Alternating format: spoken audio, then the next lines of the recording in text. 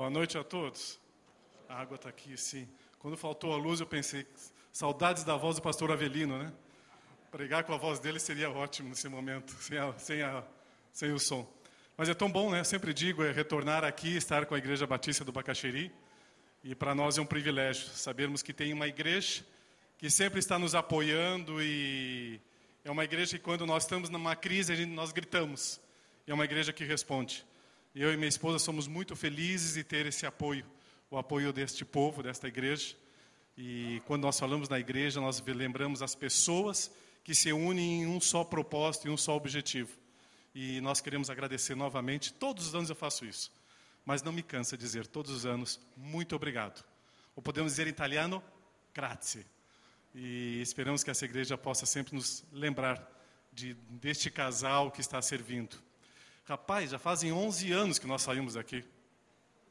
E aí quando eu olho os meus antigos jovens e adolescentes já casados com filhos, vocês envelheceram, eu não, hein? Eu só alarguei um pouco. Mas é tão bom ver a gurizada bem, e é tão bom muitas vezes bater um papo com os nossos ex-jovens e adolescentes e contar as experiências de Deus conosco. Sempre estamos orando por vocês. E essa gurizada está sempre nos nossos corações. Às vezes nos encontramos no Facebook, encontramos no e-mail, encontramos de outro modo. E é bom lembrar e chorar e sorrir um pouquinho. E hoje a gente vai chorar e sorrir um pouquinho hoje à noite, tá? Então tá joia. Vamos bater Dá para ver as fotos um pouquinho ou não? Já é possível? Vamos lembrar um pouquinho da Itália. Nós estivemos ano passado aqui com um grupo de louvor da igreja. E naquele culto nós estávamos comentando que nós estamos começando um novo trabalho.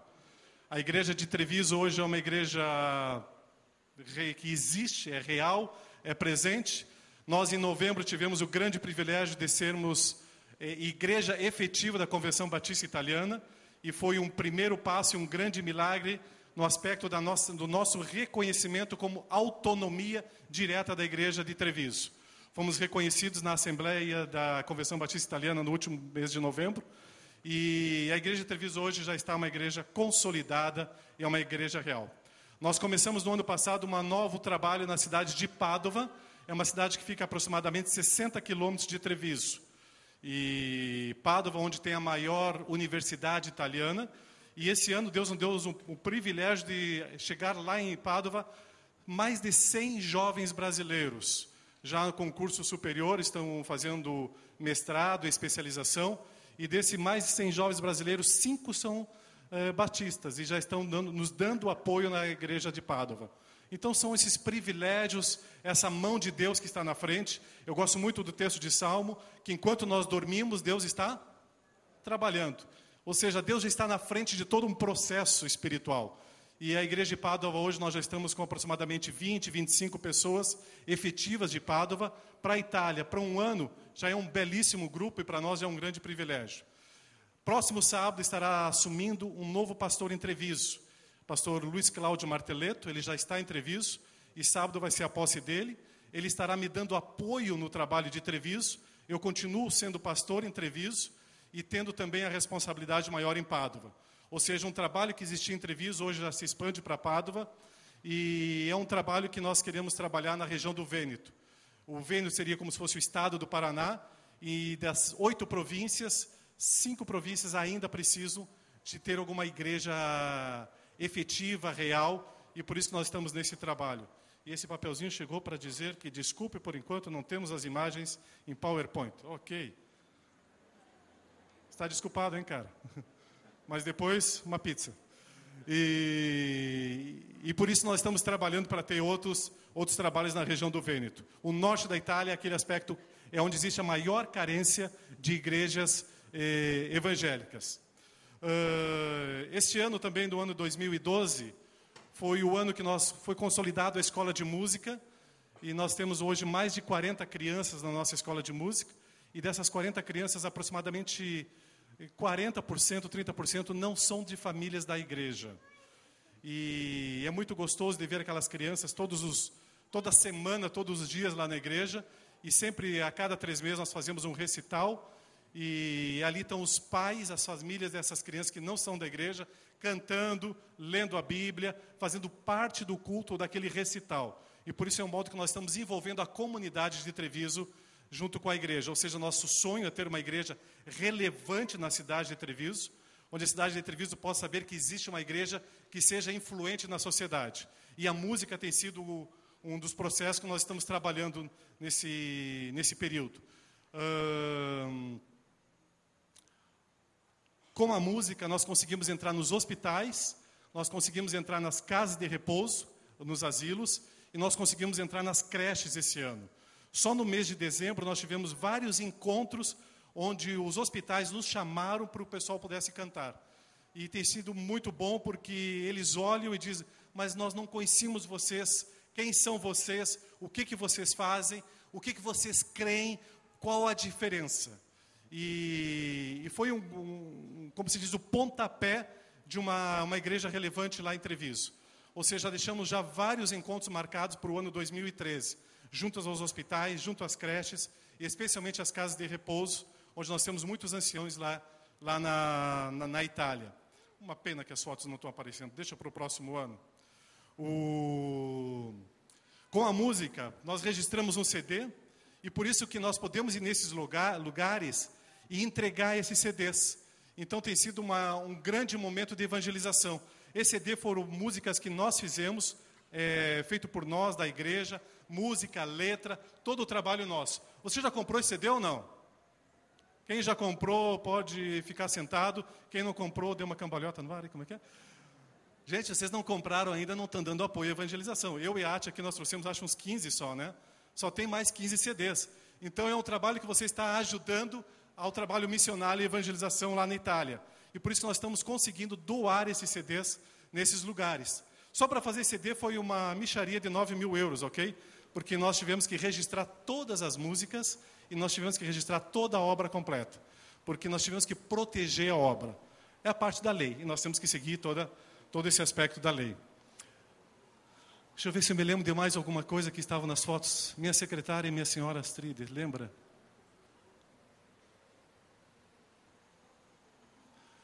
Exato. E como a nossa igreja hoje já é reconhecida, é a única igreja que consegue fazer um evento público na Praça de Treviso.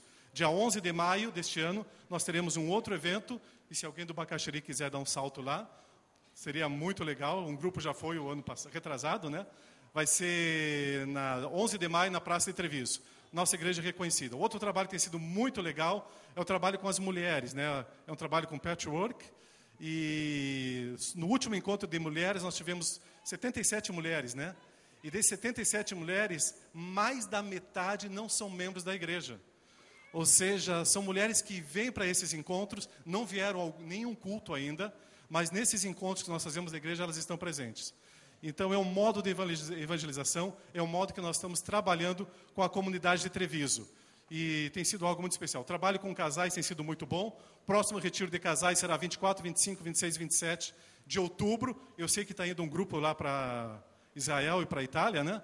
Eu acho que se algum casal quiser dar uma estendida e ficar lá mais uma semana, olha, vai ser muito especial. Vocês vão gostar. Ok? Wilson e Clevna já deram ok?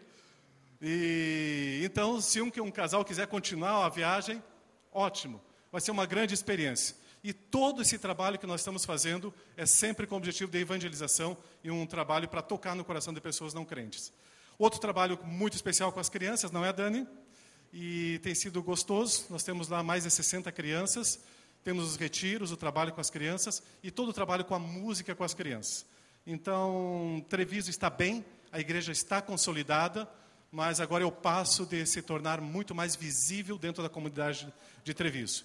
Pádua está começando agora, ainda não é uma igreja, apesar de já termos mais de 20 pessoas, mas é algo mais para o futuro que queremos consolidar e estamos sonhando. Próximo sonho talvez seja Corneliano, Trieste, e continue orando, continue apoiando, e se Deus está começando a tocar no teu coração, especialmente se você já é aposentado e se você já tem a cidadania italiana, que tal desfrutar lá na Itália como um missionário aposentado, servindo ao Senhor ali na Itália? Deus tem grandes oportunidades ali e eu creio muito no povo brasileiro. Hoje a nossa igreja de Treviso e a igreja de Mantova são as duas maiores igrejas da Convenção Batista Italiana. Então isso é um grande privilégio para nós e uma grande responsabilidade. E eu creio muito que Deus chamou a nação brasileira hoje para fazer missões. Nós temos a mão de obra e nós temos condições financeiras hoje de evangelizar. Muitas vezes nós pensamos, por que Europa, né? Nós não podemos fazer acepção, nós não podemos fazer distinção de pessoas, nós temos que olhar o ser humano como um ser humano, e não importa onde ele mora. E a Europa hoje está carente e precisa, mas especialmente o Espírito Santo está agindo lá. E por isso que as igrejas de onde o povo brasileiro está agindo de modo sério, estão crescendo. As pessoas estão se convertendo. A nossa igreja hoje, metade hoje já não é uma igreja de brasileiros. Uma igreja que era 100% brasileiros. Hoje metade já não é mais de brasileiros. Deus está fazendo a obra. E é tão gostoso isso. Por isso, muito obrigado.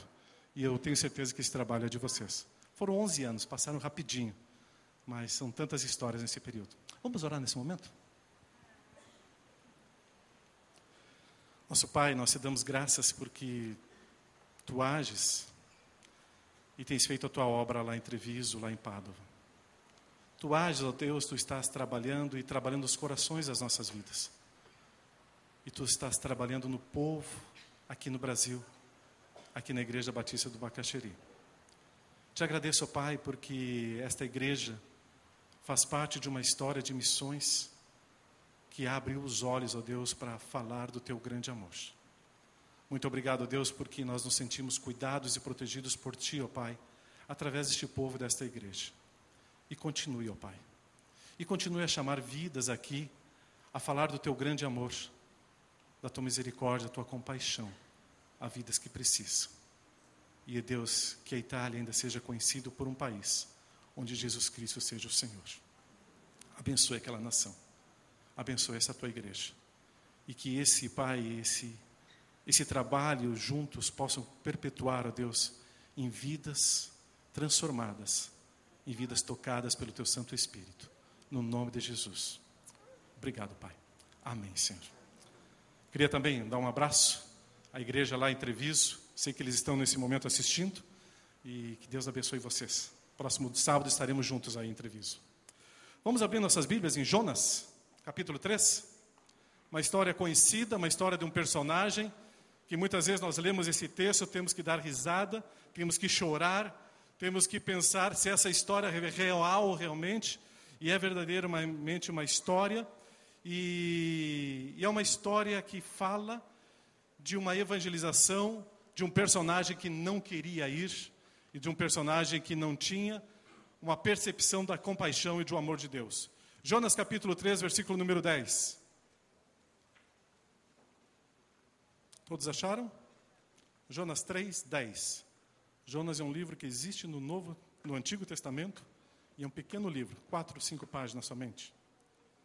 Deus viu o que eles fizeram, e como abandonaram os seus maus caminhos. Então mudou de ideia. Então se arrependeu e não castigou a cidade como tinha dito que faria a Jonas. Então mudou de ideia. Essa frase, Deus se arrependendo, Deus mudando de ideia, é uma frase que choca teu coração ou não? Muitas vezes nós temos aquele conceito de que Deus nunca muda. E aí quando nós começamos a perceber que na Bíblia existe muitas vezes a palavra e Deus se arrependeu. E Deus mudou de ideia.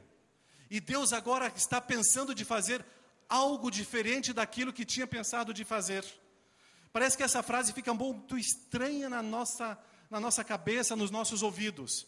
Por isso que quando nós lemos lá em Gênesis capítulo 6, versículo 6, onde diz que Deus se arrepende de ter criado o homem. Onde, Êxodo 32, 14, e o Senhor se arrepende do mal que teria dito que faria ao seu povo. Ou seja, como é que pode existir um Deus que se arrepende? Tu já pensou nisso? Um Deus que estava pronto a fazer algo e mudou de ideia.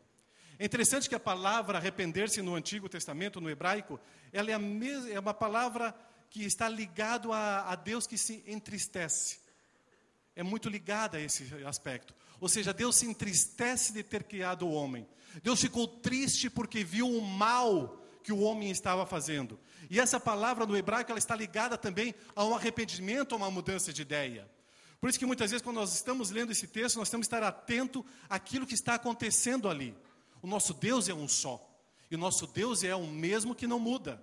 Mas um Deus agora que estava vendo o que estava acontecendo na cidade de Nínive, estava dizendo que estava mudando de ideia sobre algo que estava pronto a fazer. A mesma história acontece com Acabe, em 1 Reis capítulo 21. Quando Elias acabou de falar, Acabe rasgou as suas roupas, jogou longe e vestiu uma roupa de pano grosseiro. Ele não comia nada, dormia em cima de panos grosseiros e andava triste e abatido. Então o Senhor Deus disse ao profeta Elias: você viu como Acabe se tem humilhado diante de mim? Já que ele está fazendo isso, não será durante a vida dele que vou trazer a desgraça que prometi, mas sim durante a vida dos filhos deles que vou cair a desgraça sobre a família de Acabe. Ou seja, Deus de novo tinha planejado algo e mudou de ideia. Mas quando a gente vê esse aspecto, o que te chama a atenção que levou a Deus mudar de ideia? O que aconteceu com o povo de Nínive? O que aconteceu com Acabe? O que aconteceu? Humilhar-se. Humilhar-se é um segredo na vida cristã. Humilhar, cair por chão, é um segredo no reconhecimento daquilo que eu sou e daquilo que Deus realmente é e daquilo que eu estou fazendo, daquilo que eu não estou fazendo. Por isso que Jonas conhecia a pessoa de Deus. E no capítulo 4, versículo 2 de Jonas estava afirmando assim: eu sabia que tu és um Deus de que tem compaixão e misericórdia. Sabia que tu és um Deus paciente e bondoso. Eu sabia que tu estás sempre pronto a mudar de ideia e não a castigar. Jonas sabia. Por isso que a dificuldade de Jonas ir para Nínive era saber que se ele pregasse o evangelho, aquela cidade poderia se converter e Deus naquele momento mudaria de ideia ou mudaria a sorte de Nínive. Nós, para começarmos a entender o princípio de evangelização, o princípio de conhecer quem é a pessoa de Deus, é ter um coração com compaixão às pessoas que estão em torno a nós ou longe de nós. Muitas vezes, quando nós nos aproximamos de uma pessoa, nós já criamos um marco naquela pessoa, nós já colocamos um timbre, nós já colocamos um nome naquela pessoa, um preconceito naquela pessoa, ou naquele grupo de pessoas, e nós estamos prontos a não evangelizar e não a ter compaixão. E por isso que Jonas estava vivendo esse processo, e Deus falou a Jonas: vá. Eu sei que tu não amas aquele povo inimigo, porque é um povo que realmente era um povo mau. Mas vá, Jonas, porque aquele povo ainda vai se arrepender. E que se um povo se arrepende, Deus muda a sorte. Por isso que muitas vezes nós estamos perdendo o senso, nós estamos perdendo o aspecto de evangelizar pessoas, porque nós não queremos ver vidas transformadas. Nós começamos a pensar na pessoa como ela é, e não como a pessoa poderia ser depois de uma transformação em Cristo Jesus. Nós não queremos ver uma pessoa transformada. Jonas tinha um olhar para Nínive, mas não eram os olhos de Deus. Muitas vezes nós temos uns olhos para as pessoas que não são os olhos de Deus, porque falta no nosso coração compaixão e misericórdia. Muitas vezes, quando nós vemos uma pessoa completamente diferente de nós, um estereótipo completamente diferente do nosso ser, nós começamos a criar um preconceito muito forte, e nós nos afastamos daquelas pessoas, e são pessoas que a misericórdia, a compaixão e a graça de Deus está chegando. Por isso que falar de Cristo Jesus é falar para todas as pessoas que estão ao nosso redor, e não importa o que aquela pessoa pensa ou o que aquela pessoa é. E não importa o preconceito que eu estou criando, eu sei que eu tenho que olhar aquela pessoa com compaixão e misericórdia, com os olhos de Deus. Era a dificuldade de Jonas naquele momento. E muitas vezes é a nossa dificuldade. E nós vemos naquele momento que o avivamento espiritual começou a acontecer naquela cidade, porque duas coisas aconteceram. A primeira, houve a pregação da mensagem, a pregação do evangelho. E a segunda, houve obediência daquele povo à palavra de Deus. O avivamento que muitas vezes nós sonhamos e que possa acontecer nas nossas vidas, nas nossas igrejas, nos nossos grupos, não importa onde, mas tem que ter a palavra de Deus e obediência à palavra de Deus. E quando teve a pregação da palavra de Deus, e quando teve a obediência, teve a conversão e um avivamento onde toda aquela cidade reconhece que era uma cidade pecadora e que precisava da graça do Senhor. E se nós começamos a ler essa história de Jonas, nós começamos a perceber que foi uma das pregações mais absurdas aos nossos olhos. Jonas começa a caminhar por aquela cidade, não querendo ver conversão, e faz uma pregação, e daqui a alguns dias essa cidade vai acabar, vai ser destruída, e basta. E as pessoas se convertem, e as pessoas reconhecem que eram pessoas pecadoras. Tu reconhece que a pessoa que está em torno a você é uma pessoa pecadora? Quando nós estamos na Itália ou na Europa, muitas vezes nós temos dificuldade de receber apoio de muitos ministérios e de pessoas, porque as pessoas pensam que a Europa não precisa de Jesus, porque eles estão bem economicamente. O que tem que ver uma coisa com a outra? Eles são pecadores, como eu sou, como tu és. Eles são pecadores como qualquer pessoa que vive numa grande desgraça econômica. Eles são pecadores iguais a qualquer uma outra nação. Eles são pecadores que precisam conhecer da compaixão, da misericórdia e da graça do Senhor Jesus. Por isso que os nossos olhos não tem que ser um olhar para ver um preconceito, quem são eles? Mas um olhar de ver que eles precisam de Cristo. Na Itália nós estamos vivendo uma situação muito crítica e muito interessante, e eu estou vivendo também na cidade de Pádua essa situação, uma situação muito interessante aqui no Brasil, a questão da homofobia. É um momento que está em voga. E eu fui interpelado por uma pessoa da igreja de Pádua, se eu amava eles ou não. Eu disse, claro que eu amo. E é claro que eu estou com eles. E é claro que eu vou pregar o evangelho a eles. Como eu vou pregar o evangelho a qualquer pessoa. Mas no momento que tu fizeste essa pergunta para mim, tu estás dizendo que você é uma pessoa preconceituosa.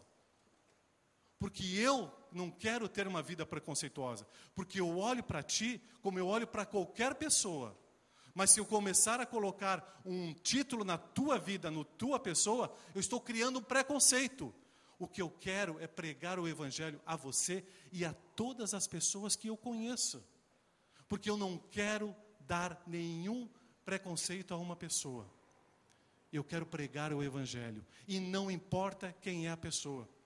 E nós começamos a ter medo de algumas pessoas que têm se manifestado com algumas características diferentes do nosso ser.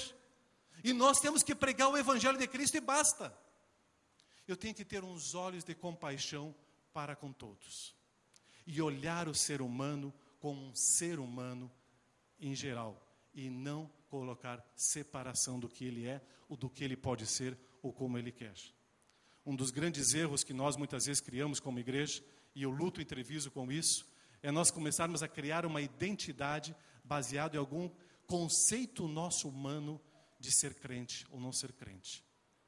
Eu acho que está na hora de vermos um crente como uma pessoa que teme a Cristo Jesus e que segue a Cristo Jesus aos seus princípios bíblicos, que segue a Jesus. E é desse modo que nós vamos começar a ter compaixão por almas que precisam desse Cristo Jesus.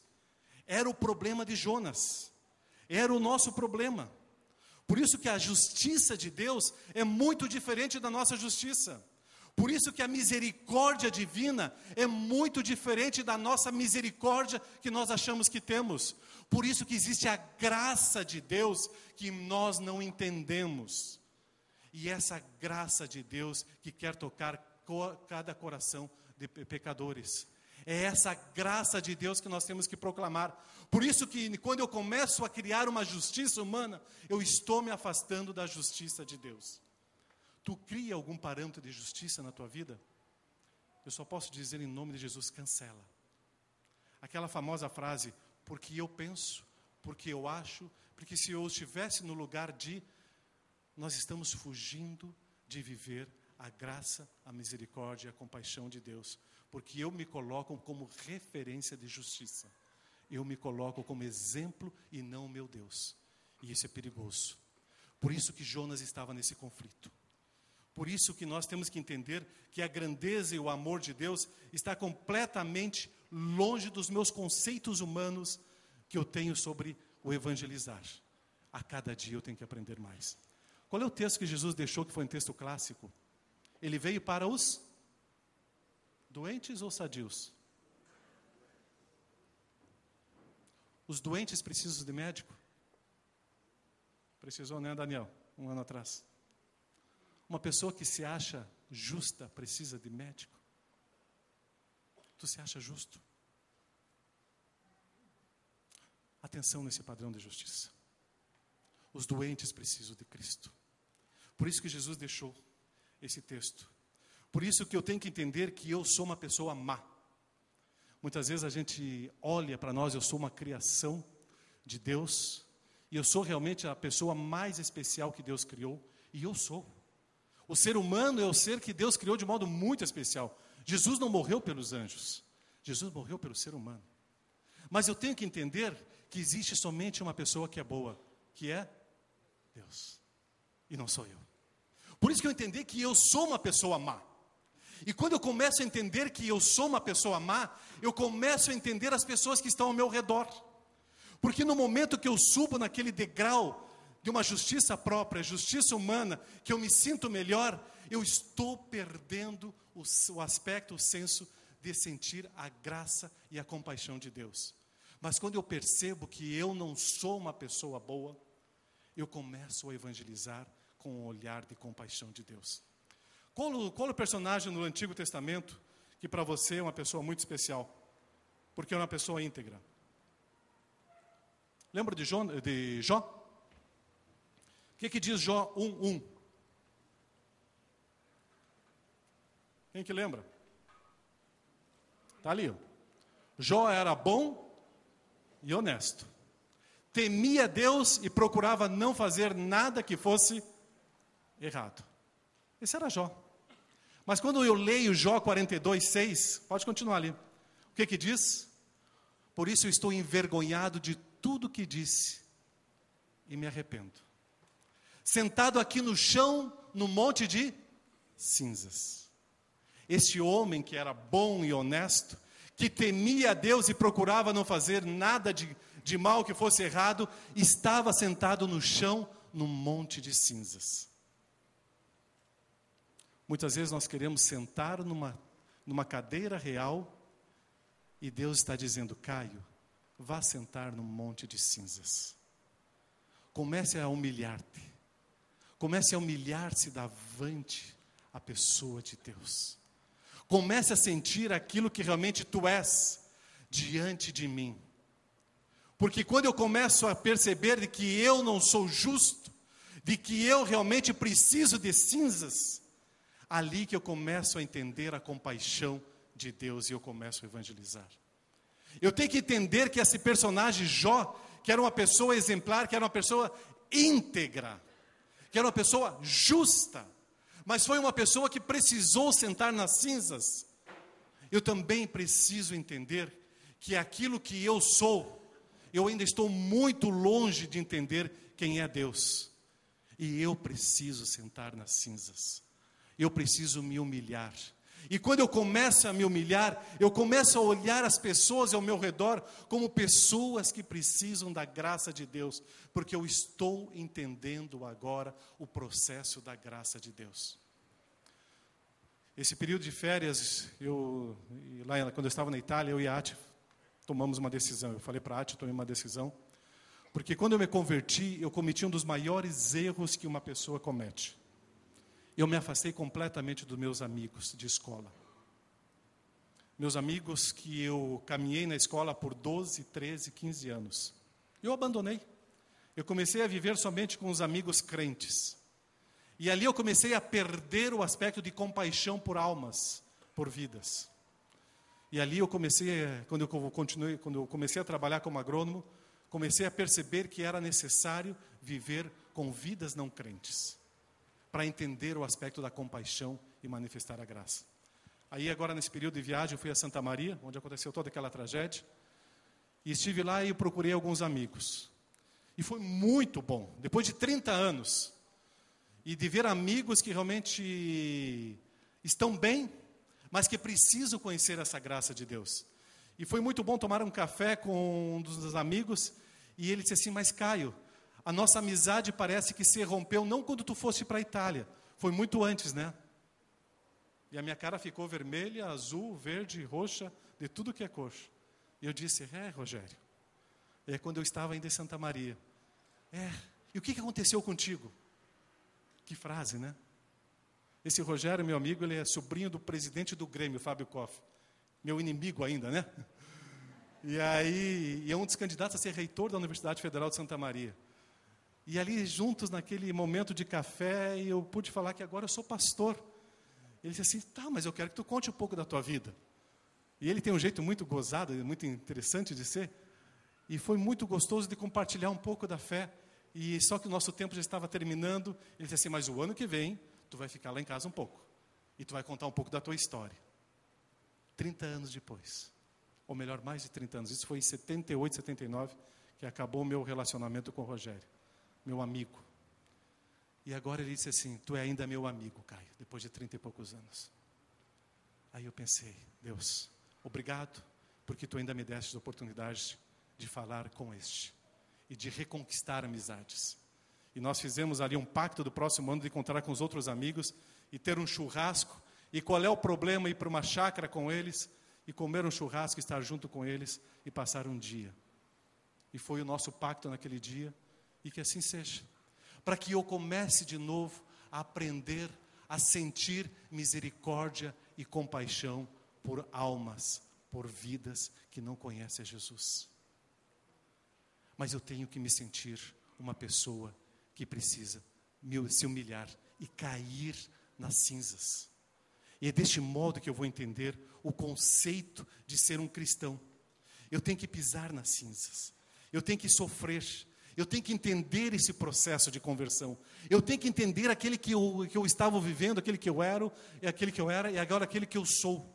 Eu tenho que entender o processo de conversão. O que me preocupa hoje em muitas igrejas nossas é que as pessoas estão vivendo a igreja, estão sendo batizadas, são membros da igreja, mas ainda não viveram o processo de conversão. Eu estou falando isso de Treviso, onde eu tenho tantas pessoas que eu olho e eu fico pensando: ainda falta o processo de arrependimento, de conversão, de transformação, de que o sangue de Jesus possa lavar aqueles pecados e a pessoa seja purificada e possa entender esse processo. E aí ela vai entender aquilo que ela era e aquilo que ela é agora, porque ela foi restaurada e transformada. Por isso que um processo de conversão tem que passar pelas cinzas e se humilhar diante de Deus e dos homens. E quando acontece isso, essa pessoa vai olhar Nínive e vai dizer: eu vou, porque não importa que eles sejam os meus inimigos, eu vou, porque não importa o que eles são, o que fizeram com o povo de Israel, eu vou, porque eu quero ver a graça de Deus caindo sobre eles. E aí eu vou entender esse Deus que mudou de ideia, que estava pronto a destruir porque estava abundando o pecado. Mas aí aconteceu a conversão e o milagre. E esse Deus agora olha com compaixão e com misericórdia, e a graça de Deus recai e salva um povo. Por isso que esse aspecto de ser missionário, de evangelizar, eu tenho que viver missões dentro da minha vida com um processo de transformação. Eu me humilhar e andar lá e sentir aquelas pessoas tudo aquilo que eu já senti na minha vida. E aí sim, eu vou ter a autoridade espiritual para evangelizar e para pregar Cristo. Mas as cinzas fazem parte da nossa história, do nosso processo. Que as nossas igrejas, nós possamos ensinar e viver mais o processo das cinzas e muito menos o processo do trono. Mais o processo de cair por terra e muito menos o processo de estar em cima de um pedestal. Porque muitas vezes nós queremos holofote. E Jesus está dizendo: se humilhe, que eu cresça e que tu diminua, Caio. E aí você vai entender o processo do poder divino na tua vida. Esse é o processo de Deus. Por isso, Rodrigo, tu pediu aquela música. Por isso que nós temos uma música que diz: quão grande é o meu Deus. Eu só vou poder cantar essa música, quão grande é o meu Deus, quando entender tudo aquilo que Deus fez na minha vida. Tudo aquilo que Deus transformou na minha vida. Aí eu posso cantar: quão grande é o meu Deus, que me tirou das trevas e me colocou na luz.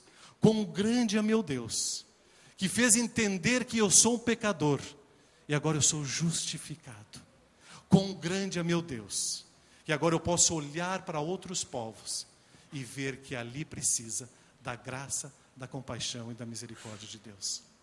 Você já viveu esse processo de conversão? Você precisa se ajoelhar nas cinzas?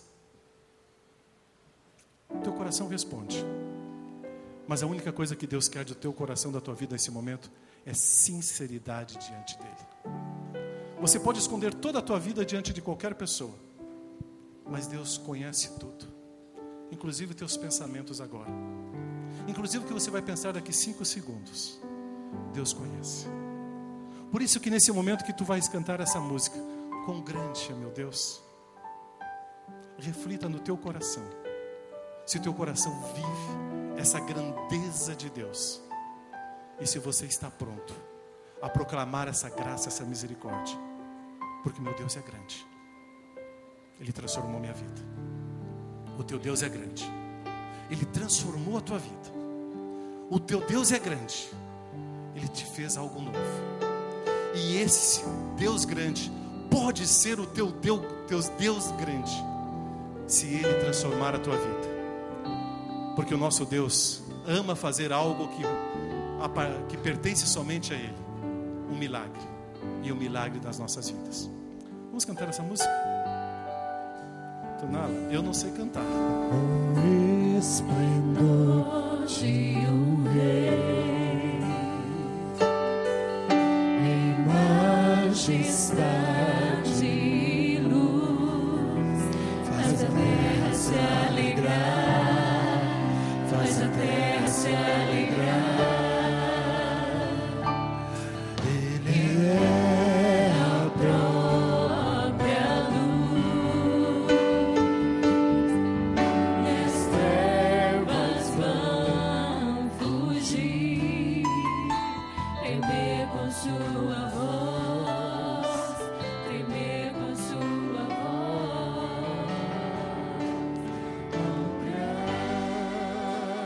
Grande é o meu Deus, cantarei quão grande é o meu Deus, e todos hão de ver quão grande é o meu Deus.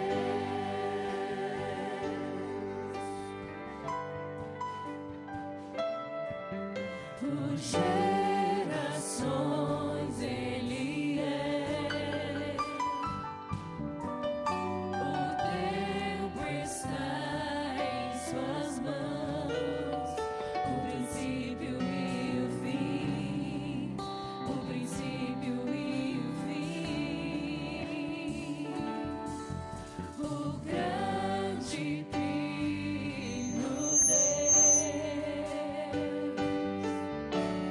Filho, Espírito e Pai, Cordeiro e Leão, Cordeiro e Leão. Quão grande é o meu Deus, cantarei quão grande é o meu Deus, todos hão de ver quão grande é o meu Deus.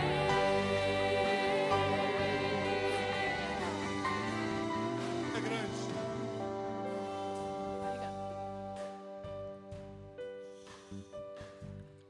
Nosso Deus é grande.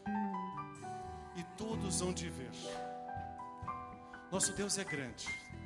E todos vão presenciar essa grandeza do nosso Deus, quando a minha vida manifestar a compaixão, a graça e a misericórdia de Deus. Quão grande é meu Deus. Proclame. Vamos colocar em pé e vamos continuar cantando. E se você quer realmente entender as cinzas, entender esse processo de conversão, eu te desafio a vir aqui na frente e dizer: eu quero entender essa compaixão, misericórdia, a grandeza de Deus, porque eu quero proclamar essa grandeza. Cantamos novamente. E se você quer mostrar publicamente o entendimento da grandeza de Deus, fale isso publicamente aqui na frente. E eu quero aqui te abraçar e sentir e caminhar junto contigo nesse processo da grandeza desse Deus. Cantamos. E se teu coração é pronto a se arrepender, venha e possa entender esse processo de conversão. De um rei, em majestade e luz, faz a terra se alegrar, faz a terra se alegrar. Ele é a própria luz, e as trevas vão fugir, tremer com sua voz, tremer com sua voz. Grande é o meu Dê um passo de manifestar essa grandeza de Deus. Não deixe para depois.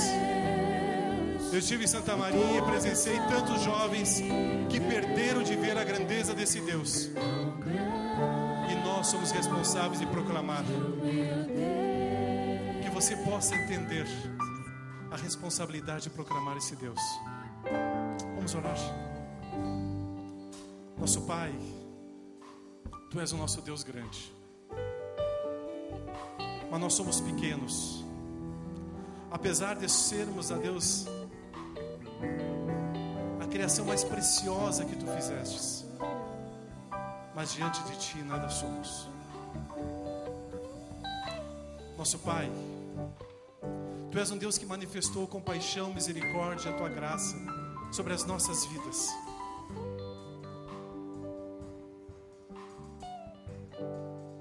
E hoje, ó Pai, somos nós a manifestar essa compaixão, essa graça, essa misericórdia na direção de outras vidas. Não termos preconceitos, mas ter somente um conceito Teu de amar vidas que estão ao nosso redor. Me ensine o Teu povo, ó Pai, a manifestar essa compaixão. Me ensine o Teu povo, ó Pai, a amar as pessoas como elas são, a abraçar. Me ensine o Teu povo, ó Deus, a compartilhar de tudo aquilo que eu já vivi, tudo aquilo que nós já vivemos em Ti, porque Tu és o nosso Deus grande. Obrigado, Deus, porque vidas estão ao nosso redor, porque são presentes Teus, ó Deus, ao modo que nós possamos proclamar o Teu amor a essas vidas. E é um privilégio. No nome de Jesus, obrigado. E que este Teu povo, esta Tua igreja, Pai, continue a ter um olhar fora de si, para fora, Pai. Não olhar para si, mas olhar para fora, a ver um mundo que precisa do Teu amor. Que assim seja, no nome de Jesus. Amém, Senhor.